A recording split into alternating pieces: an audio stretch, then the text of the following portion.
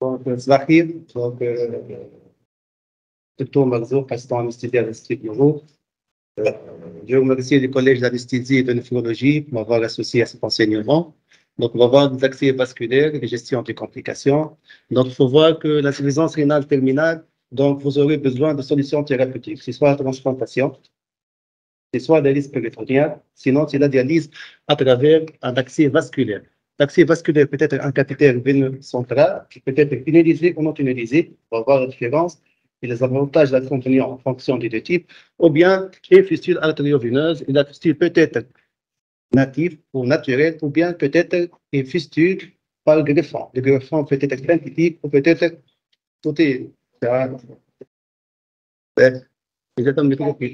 et peut-être donc un greffon biologique ou un greffon synthétique. Donc, le module, c'est l'opération extérieure en milieu de réanimation. Normalement, on s'intéresse beaucoup plus aux cathéters veineux centraux. Mais néanmoins, il faut savoir quelques généralités à propos des fistules artério-veineuses. C'est une communication entre une artère et une veine. La circulation dans la veine, elle est à basse pression et à basse vitesse. On a besoin d'une fistule pour assurer une vitesse et une pression. Donc, on parle donc de maturation entre l'artère et la veine. Et c'est la maturation de la fistule d'hémodialyse. Donc, il y a les fistules natives qui font appel au vaisseau du patient. Il y a les fistules donc, avec greffons qui peuvent être biologiques ou synthétiques et qui trouvent leur importance pour des veines profondes et des veines petites et qui ont un bout fixé à l'artère et un bout fixé à la veine. Donc, la fistule native, c'est l'accès de choix. Elle permet une durée prolongée pour l'hémodialyse pour l'insuffisance rénale chronique avec un risque minime d'infection de thrombose. Les fistules synthétiques ou à greffons, c'est l'accès de choix pour les veines profondes et petits calibres, si le capital vasculaire est épuisé. Sinon, la maturation, elle est moindre que la maturation de la fistule native. On parle de maturation, c'est-à-dire la veine doit être. Il y a des définitions, mais actuellement, on applique des ultrasons pour le dépistage de la maturation. C'est un débit qui atteint les 600 ml par minute. La veine doit être proche de la peau et avec une dilatation qui atteint les 6 mm pour que la veine doit être adaptée à l'hémodialyse. Pour les fistules natives, donc, il faut 1 à 4 mois de maturation avec un risque de sténose d'échec. Et pour la native, c'est un risque d'infection de thrombose plus important que la fistule, mais qui reste quand même inférieur au cathéter veineux centraux. Donc, fonctionnement, c'est l'installation de surface propre, l'inspection. Il faut faire toujours l'inspection du pourtour de la fistule, palpation du fil, le nettoyage, piquer des aiguilles, le retrait des aiguilles. Déjà, c'est un inconvénient pour les fistules, c'est la ponction aux aiguilles, la compression et le pansement temporaire. Donc, pour les cathéters veineux centraux, c'est le mal aimé. Ne peut pas s'en passer. Il est obligatoire au milieu de réanimation. Il est indésirable. C'est un dispositif médical intravasculaire, mais qui est important et même salvateur. Donc, puisque c'est un collège d'anesthésie et de néphrologie, ailleurs, donc, ils ont fait des études, ils ont vu que, en général, les cathéters non tunnalisés sont l'apanage des néphrologues. Pour les cathéters non tunnalisés, c'est essentiellement les intensivistes qui mettent plus de cathéters non tunnalisés. Pour les avantages, le cathéter, c'est une utilisation immédiate. Donc, c'est une procédure facile et rapide et pas de ponction, donc, au cours du branchement. Les inconvénients, il est toujours temporaire, même avec les cathéters permanents ou à longue durée. Risque infectieux, risque de thrombose, de sténose. Il y a des restrictions, ce qui concerne l'hygiène du patient et mauvaise qualité de dialyse. Sachez que la meilleure dialyse, c'est avec les fistules. Et même le débit affiché avec un cathéter de dialyse performant, il est inférieur, le débit réel, il est inférieur au débit affiché avec l'hémodialyse. Les indications de mise en place de cathéter veineux central, en général, c'est l'insuffisance rénale aiguë ou bien une fistule non fonctionnelle ou une fistule à complications. Donc, si l'hémodialyse en urgence ou non programmée, il faut débuter avec un cathéter veineux central. En même temps, il faut penser toujours au plan de vie du patient.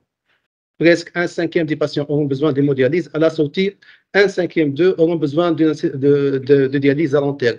Donc, il faut toujours penser au plan de vie du patient, à ses préférences et au capital vasculaire du patient. Donc, les cathéters temporaires sont utilisables en insuffisance rénale aiguë ou en cas d'attente de maturation ou en cas de traitement de complications de la fistule.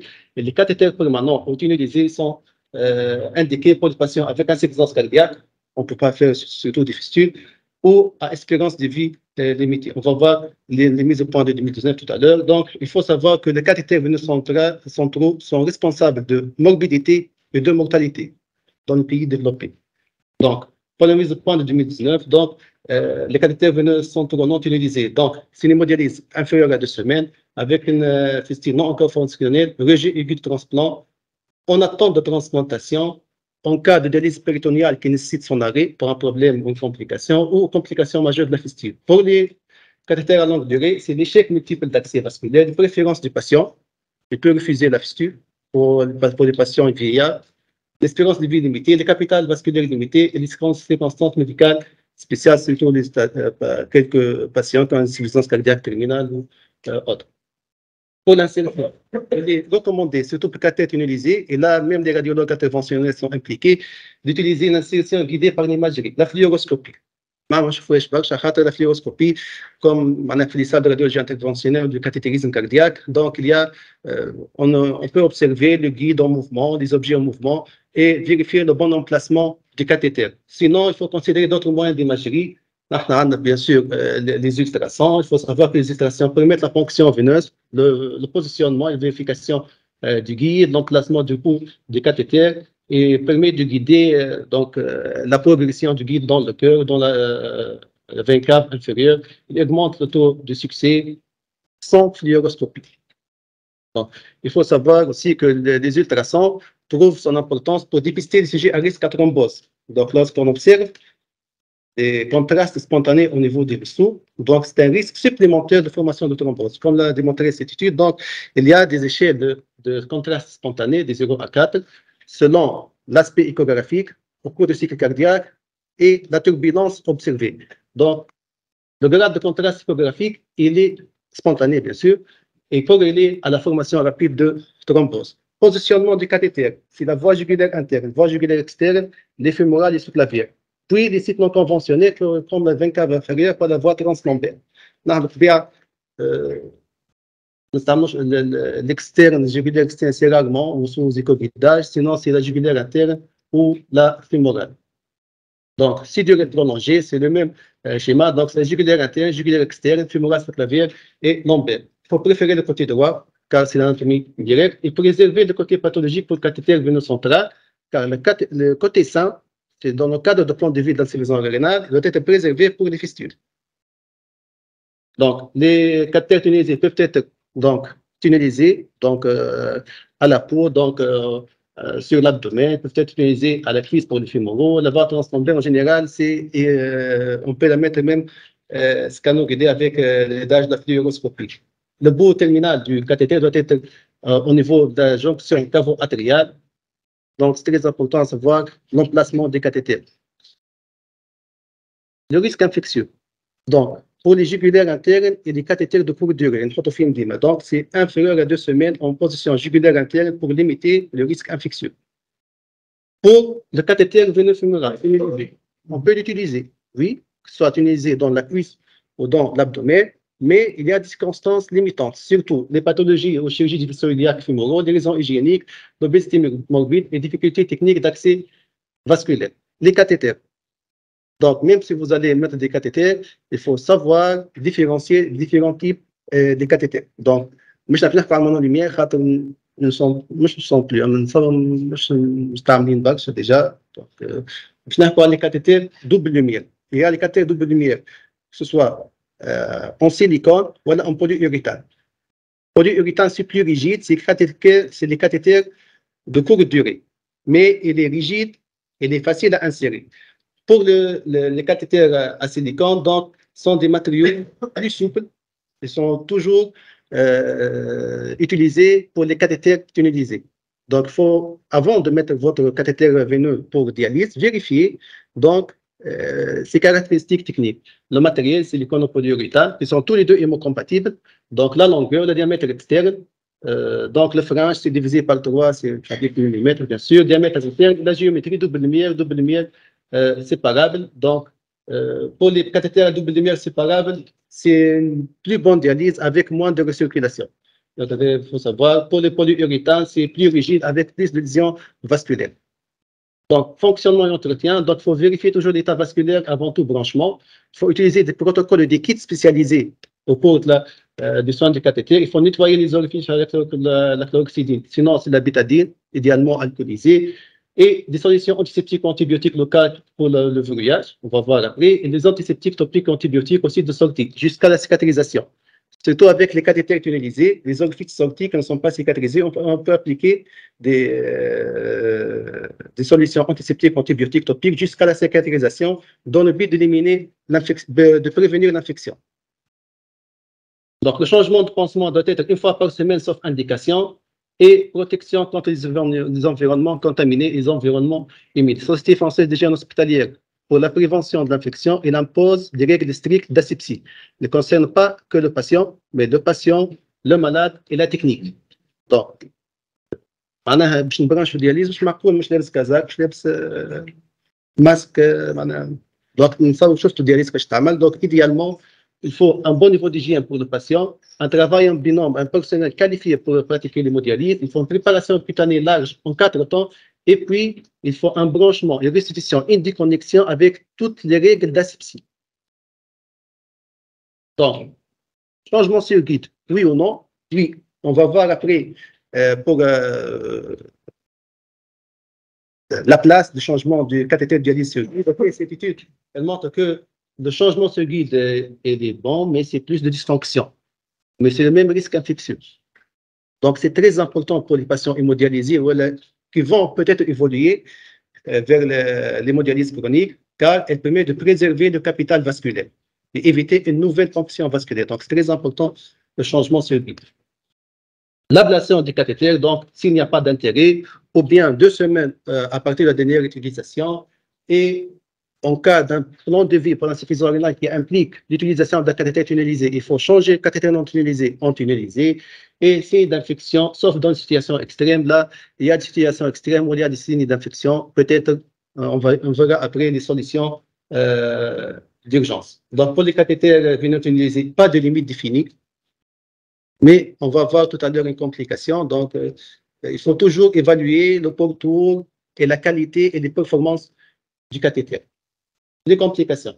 مش question يعني نعرف نزل بشوي خد ديجا ما عنديش برشا وقت دونك je m'excuse déjà مش نزل برشا طبعا طيب les complications donc ثم les complications immédiates les complications retardées les complications immédiates donc durant l'insertion saignement pneumothorax perforation tamponnade perforation de cavité cardiaque oreille droite allergie c'est durant l'insertion. Lorsque tu vas tester ton désiré, donc il y a un faible débit ou un régime en haute pression. Donc, soit un mauvais placement de la pointe du cathéter, soit une torsion, soit une compression. En général, ce n'est pas la thrombose, ça va avoir au moment de l'insertion. Et les accidents rares sont les accidents thromboemboliques et l'arythmie cardiaque. Donc, il n'y a pas de recommandation pour faire le traitement de la prévention. Déjà, on met des recommandations comme des avis d'experts ou de suggestions.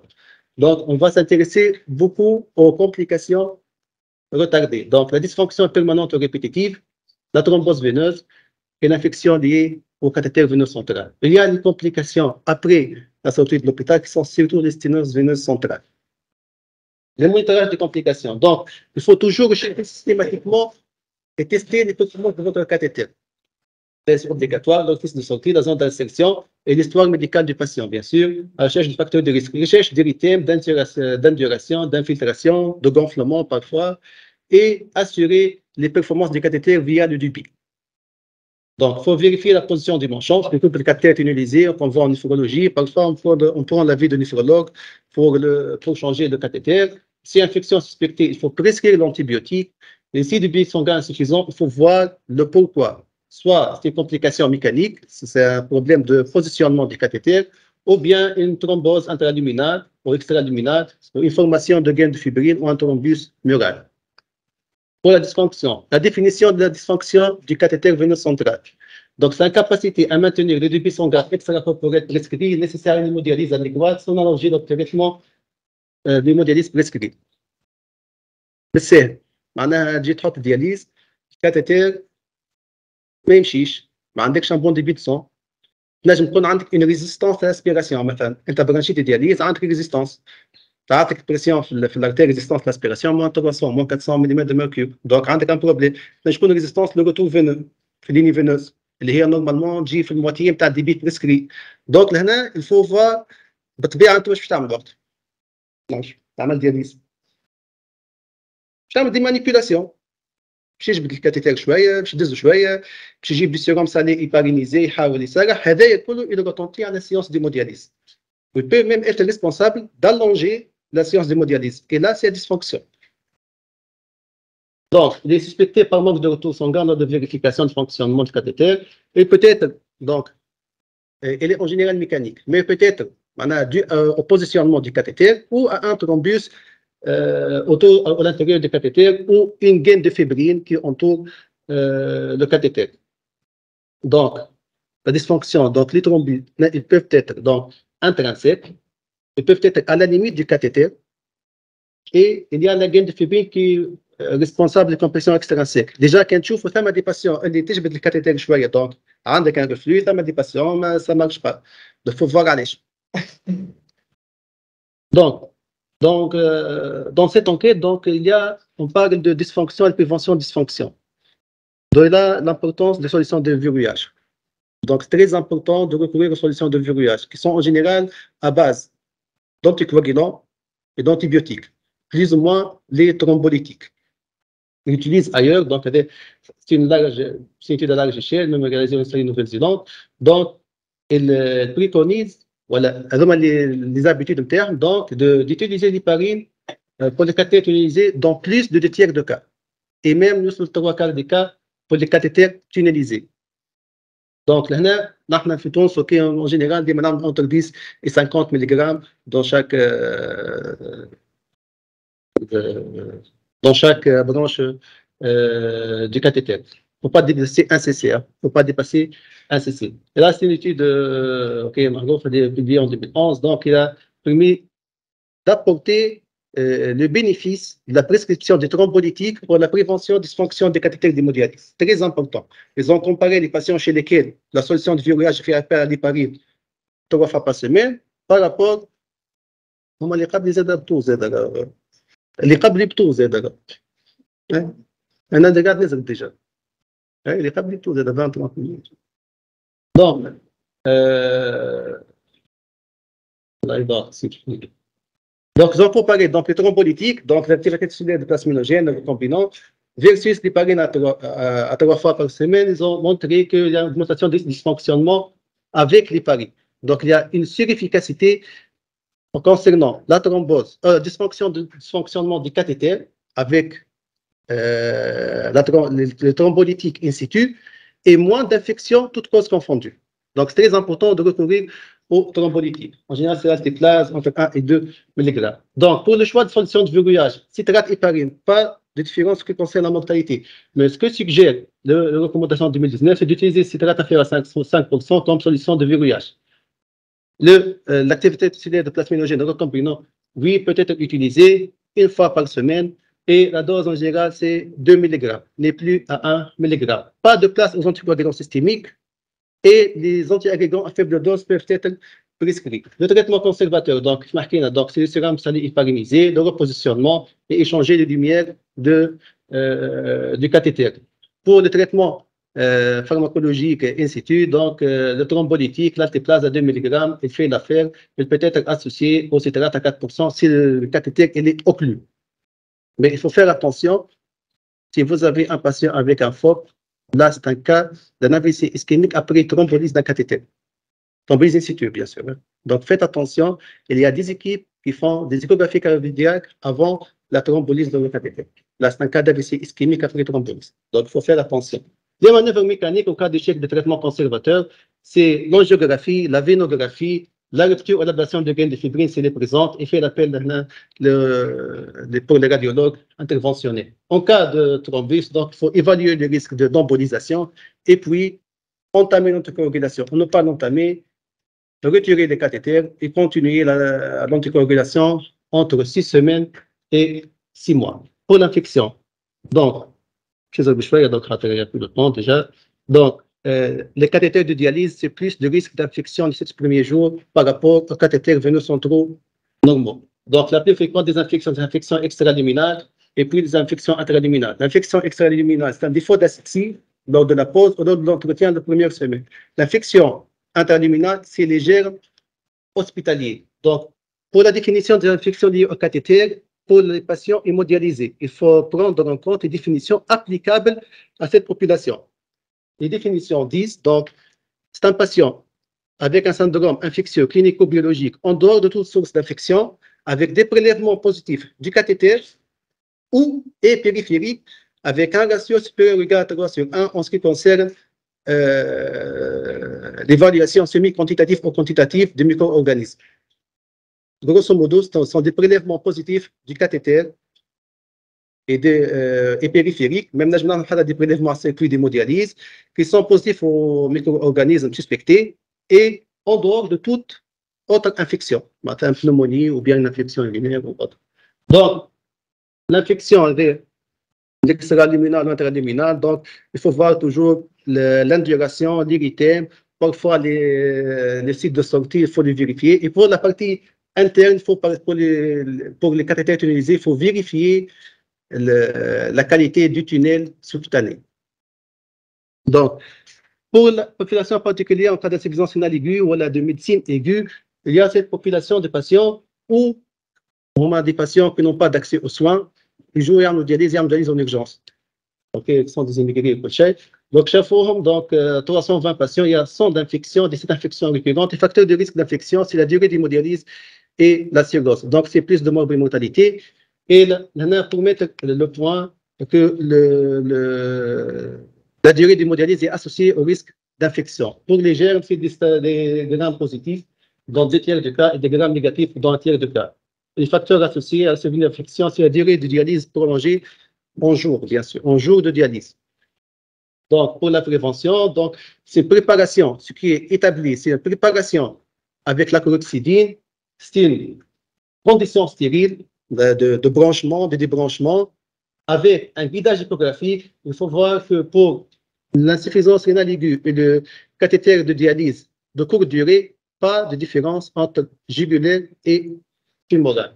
Il faut toujours utiliser des protocoles de soins, l'hygiène des mains et l'ablation précoce de la ligne de dialyse, du cathéter veineux central s'il n'est pas vraiment, il n'y a pas d'intérêt. Pour la prévention intraluminale, il faut que le conducteur soit fermé et changé de façon hebdomadaire. Solution de verrouillage à base d'antibiotiques et d'antiseptiques, des solutions de verrouillage à base de thrombolytiques, donc de façon hebdomadaire. Hein. Donc, les antibiotiques en général. Donc, on a cifotaxime et les aminosides. L'LTPase, elle prévient l'infection. Si vous n'avez pas de dysfonction, vous n'avez pas de thrombose, c'est pas de manipulation, pas d'infection. Donc, faites attention. Même l'activateur tissulaire de plasminogène recombinant, il peut prévenir l'infection, non seulement la dysfonction. Donc, prévention extraluminale, c'est une mesure d'hygiène, donc je vais passer rapidement. Il faut toujours obtenir des critères appropriés avant d'initier des antibiotiques, approche individualisée de la gestion d'un cathéter infecté. Quand les populations des patients hémodialysés, la prise en charge doit être toujours individualisée. Donc, changement du cathéter ou changement sur guide, ce n'est pas anodin pour un patient hémodialysé. Il a un capital vasculaire qui est précieux, donc il faut savoir le préserver. Les options incluent donc retrait, insertion d'un nouveau CVC dans un autre site, des solutions entières, bien sûr. Donc, retrait et changement sur guide ou verrouillage avec des antibiotiques avec une durée adaptée, c'est pour les situations extrêmes. On n'y a plus de capital vasculaire et le patient a besoin de séances d'hémodialyse en urgence. Pour les solutions, donc, pour le traitement, donc, il fait appel des infections liées au cathéter à la ceftazidime, à la vancomycine, tobramycine, la gentamicine, les molécules, et la cifazoline en cas de gram positif. Donc, les molécules utilisées. Pour les solutions de verrouillage, donc la vancomycine, la gentamicine, vancomycine, ceftazidime, et cifazoline. C'est presque les mêmes in situ. Pour la prise en charge, la durée de traitement sera en fonction du germe, des complications. Il faut savoir que les patients en état critique avec une infection liée cathéter responsable de l'insuffisance circulatoire, il doit être retiré. C'est important à savoir. Donc, pour les staphylocoques coagulase négatifs et les BGN, c'est 14 jours d'antibiotiques. avec un changement sur guide. Pour le staphylocoque doré, il faut retirer le cathéter, antibiotique pendant 4 à 6 semaines, et puis il faut voir le changement sur guide, et on va voir les métastases infectieuses à distance après. Pour le candidat, donc il faut retirer le cathéter, traitement pendant 15 jours, changement sur guide, et voir localisation à distance. Donc je vais passer rapidement. Il faut savoir que on peut voir des endocardites avec staphylocoque doré. Donc, là, c'est très important. Vous avez un malade hémodialysé qui arrive dans un état septique, vous pouvez être devant une endocardite infectieuse. Là, c'est le cas d'un patient qui arrive à nos urgences en médégase bilatérale. C'est un patient de 37 ans, hémodialysé. Et là, un cathéter tunnellisé qui a 11 mois. Donc, c'est une hémorragie sous-arachnoïdienne avec une médégase bilatérale. L'exploration est mise en évidence, donc un magma de végétation au niveau de la valve aortique avec un abcès de trigone thoracique. Donc, faites attention avec le cathéter tunnelisé. Il faut toujours vérifier les performances du cathéter. Faites attention au tableau septique. Donc, il faut toujours rechercher, comme on a dit, donc, les localisations métastatiques infectieuses. Pour les séances vénères centrales, donc, s'ils sont asymptomatiques, ne sont pas à traiter. S'ils sont symptomatiques, c'est la radiologie interventionnelle ou la chirurgie. Il y a des signes précoces, l'œdème, l'asymétrie surtout, la douleur, la circulation veineuse collatérale. Il y a des signes tardifs, l'œdème extensif, la douleur de persistance, les infections, l'abcès, les signes respiratoires et neurologie. Si les signes centrales sont asymptomatiques, donc, elles ne doivent pas être traitées. Si elles sont symptomatiques, donc, c'est soit la chirurgie, ils font des bypass, sinon, c'est la radiologie interventionnelle pour la dilatation. Le mauvais placement, il y a plusieurs reports dans la veine azygose, dans le azygose. Donc, il faut toujours, la fluoroscopie est là à son intérêt, mais c'est irradiant. Donc, il faut toujours vérifier l'emplacement de votre cathéter dans la veine azygose, la veine azygose plutôt. Donc, faites attention. Quand il y a des ruptures vasculaires, vous êtes amené à amener votre patient au bloc de chirurgie cardiaque, donc c'est très important. Pour finir, donc 10 à 15% d'insuffisance rénale aiguë intensif nécessiteront l'hypersurface rénale aseptique. Donc, il faut penser toujours au plan de vie du patient pour préserver son capital vasculaire. Donc, penser au plan de vie pour protéger le capital vasculaire du patient. Donc, éviter les ponctions inutiles, éviter de changer systématiquement les cathéters si ce n'est pas indiqué. Donc, à retenir, donc, il y a des commandements pour la pose des cathéters. Donc, il faut choisir le site d'insertion approprié, choisir le meilleur type de cathéter selon l'objectif. Il faut préparer les sites, asepsie stricte, utiliser les ultrasons. Donc, très important pour nous d'utiliser les ultrasons pour l'insertion et l'emplacement des deux. Fixation et protection, évaluation régulière des performances du cathéter, solution de verrouillage pour prévenir la thrombose et l'infection, surveillance journalière du cathéter et manipulation avec asepsie stricte et retirer tout cathéter non nécessaire quand l'infection est suspectée. Et je vous